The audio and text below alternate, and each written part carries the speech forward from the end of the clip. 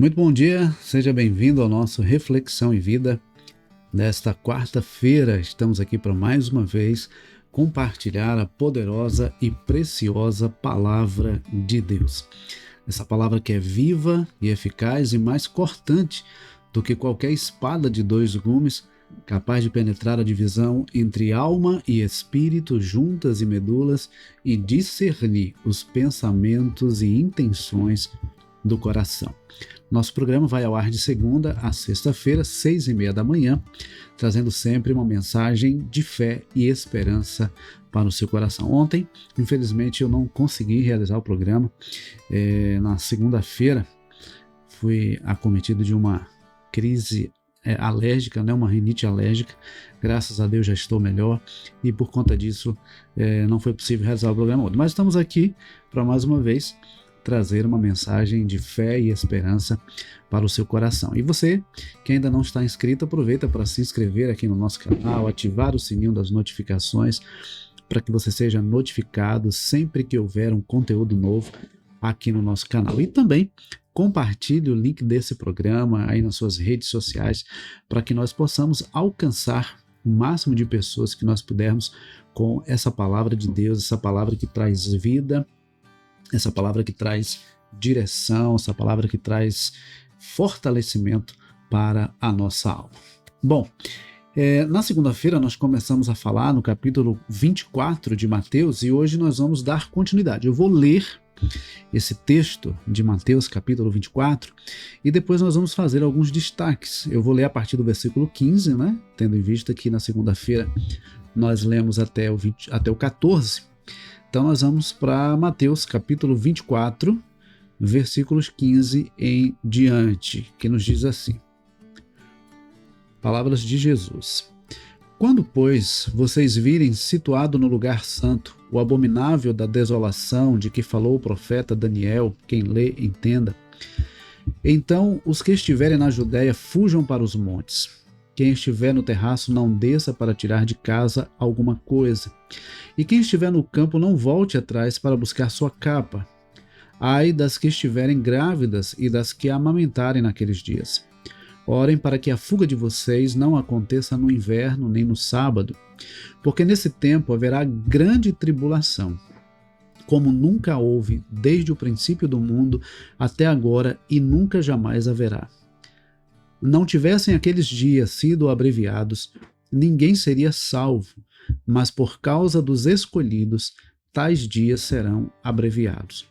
Então, se alguém disser a vocês, olhem, aqui está o Cristo, ou ali está ele, não acreditem, porque surgirão falsos cristos e falsos profetas, operando grandes sinais e prodígios para enganar, se possível, os próprios eleitos. Eis que tenho predito isso a vocês, eis que tenho, portanto, se disserem a vocês, eis que ele está no deserto, não vão para lá. Ou se disserem, eis que ele está no interior da casa, não acreditem, porque assim como o relâmpago sai do oriente e brilha até o ocidente, assim será a vinda do Filho do Homem, onde estiver o cadáver, ali se ajuntarão os abutres. Olha só, aproveitando para fazer alguns destaques aqui nesse primeira parte do texto, observe que a gente percebe aqui a graça de Deus, a bondade de Deus. O texto desse capítulo 24, Jesus está falando sobre a grande tribulação, o período, o fim dos tempos. Ele fala do princípio das dores, ele fala de terremotos, ele fala de guerras, ele fala de fome. E quando chega aqui nesse trecho, ele diz no versículo 22, não tivessem aqueles dias sido abreviados, ninguém seria salvo, mas por causa dos escolhidos, tais dias serão abreviados. Aqui a gente percebe o cuidado de Deus. Sabedor de todas as coisas e ciente de que nenhum de nós escaparia se não fosse a misericórdia e a graça dele, esses dias serão abreviados. Ainda que serão difíceis, ainda que serão dolorosos, mas eles serão abreviados por causa da bondade de Deus sobre nós. E ele diz o seguinte, olha, tomem cuidado, porque vão surgir falsos cristos e falsos profetas. Olha o detalhe, versículo 24. Operando grandes sinais e prodígios para enganar, se possível, os próprios eleitos. Então, Tenha muito cuidado com aquilo que você vê. Porque tem gente que se impressiona. O fato de alguém realizar um milagre, realizar um prodígio, não significa necessariamente que aquela pessoa é de Deus ou que aquela pessoa está sendo aprovada por Deus. Jesus deixa claro: surgirão falsos cristos e falsos profetas operando grandes sinais e prodígios. Mas com que objetivo? Para enganar. Então, não se deixe levar por aquilo que você vê, por aquilo que você ouve, por aquilo que você sente, porque o Evangelho está além daquilo que vemos, ouvimos ou sentimos. O Evangelho tem a ver com a nossa conexão com Deus e com a salvação eterna. É claro que nós começamos a desfrutar ainda aqui da vida com Deus. E é justamente a vida com Deus aqui que nos fortalece até chegar ao momento da eternidade. Mas não se impressione com o que você ouve, com o que você vê ou com o que você sente por aí, porque isso pode não ser necessariamente verdade. E aí ele diz no versículo 27, porque assim como o relâmpago sai do Oriente e brilha no Ocidente, assim será a vinda do Filho do Homem. Ou seja, quando Jesus voltar, todo olho verá. Todo olho verá. A vinda de Jesus será perceptível a todos. A vinda de Jesus será perceptível a todos. Ele não vai voltar em secreto, ele não vai voltar para um grupinho, ele vai voltar para que todos vejam, todo olho verá a vinda gloriosa de Jesus. E o texto continua a partir do versículo 29. Logo em seguida, a tribulação daqueles dias, o sol escurecerá, a lua não dará a sua claridade, as estrelas cairão do firmamento e os poderes do céu serão abalados. Então aparecerá no céu o sinal do Filho do Homem. Observe, todos os povos da terra se lamentarão e verão o Filho do Homem vindo sobre as nuvens do céu com poder e grande glória. E ele enviará os seus anjos com grande som de trombeta, os quais reunirão os escolhidos dos quatro ventos de uma a outra extremidade do céu. Olha, Jesus voltará com grande poder e glória. Todo olho verá. O anjo do Senhor tocará a sua trombeta e todos ouvirão o grande som da vinda do Messias, da chegada de Jesus Todo-Poderoso. Aquele que vem agora com poder e grande glória para o juízo final, para nos levar definitivamente para os céus. Essa é a vinda gloriosa de Jesus, essa é a segunda vinda de Jesus. Jesus veio a primeira vez como um menino, cresceu, realizou seu ministério, foi morto na cruz, ressuscitou ao terceiro dia, voltou para o Pai. Agora, nós aguardamos a sua volta, a sua segunda vinda, onde ele virá com poder e grande glória para julgar a terra, para julgar a todos. Interessante que a gente percebe o texto deixando muito claro que Jesus virá e todo olho o verá. Haverá aqueles que se alegrarão pela chegada do Messias, pela vinda de Jesus Todo-Poderoso, mas haverá aqueles que se lamentarão porque não reconheceram Jesus como Senhor e Salvador de sua vida, porque não entregaram sua vida a Jesus. Então haverá aqueles que lamentarão, que chorarão, que se desesperarão, porque não terão vivido para Jesus. E o texto continua, a partir do versículo 32. Aprendam a parábola da figueira. Quando já os seus ramos se renovam e as folhas brotam, vocês sabem que o verão está próximo. Assim também vocês, quando virem todas essas coisas, saibam que está próximo, às portas.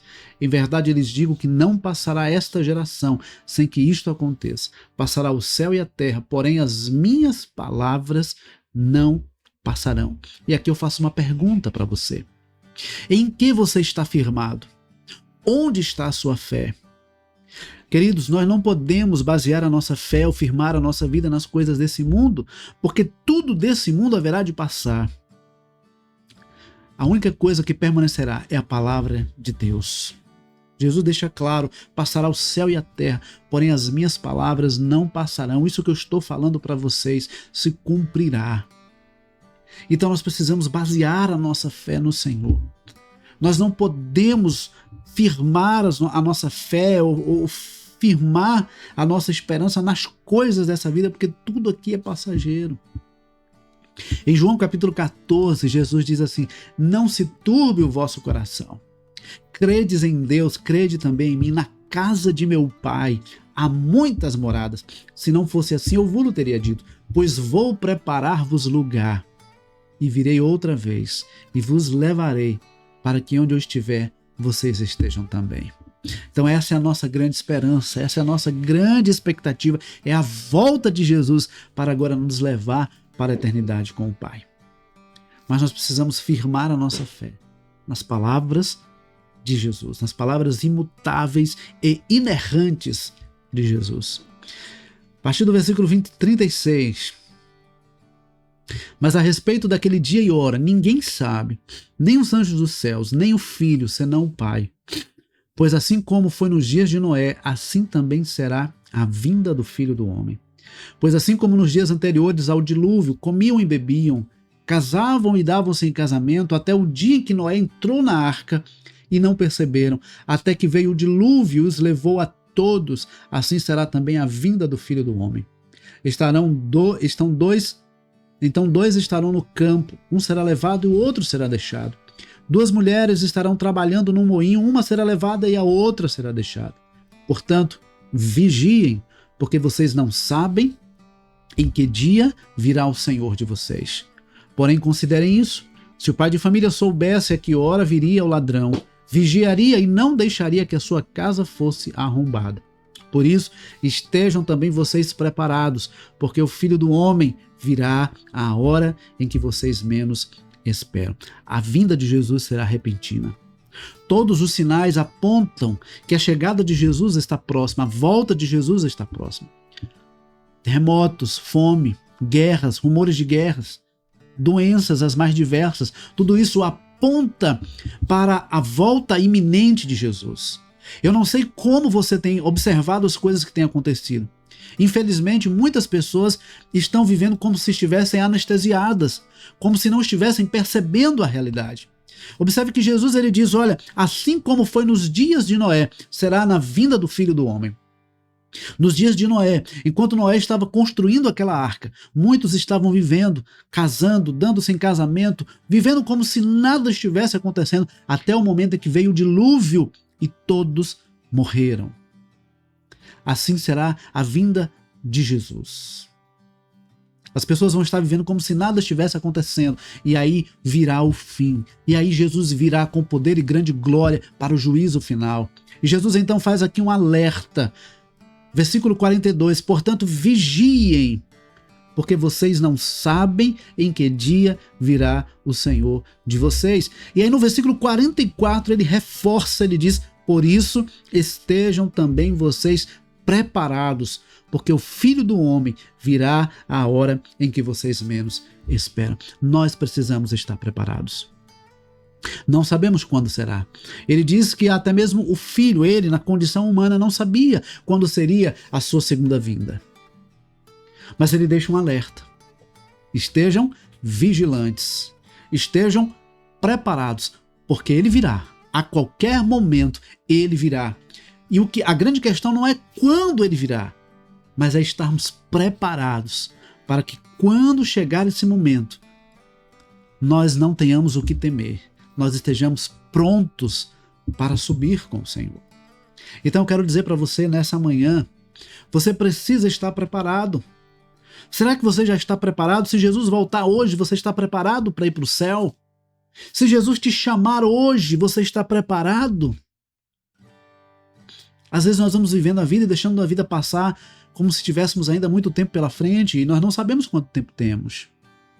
Foi-se o tempo em que as pessoas morriam por velhice. Hoje nós estamos vendo as pessoas morrendo cada vez mais jovens, os idosos vivendo mais. A qualquer momento, Jesus pode voltar ou ele pode nos chamar. E nós precisamos estar preparados, porque não existe segunda chance.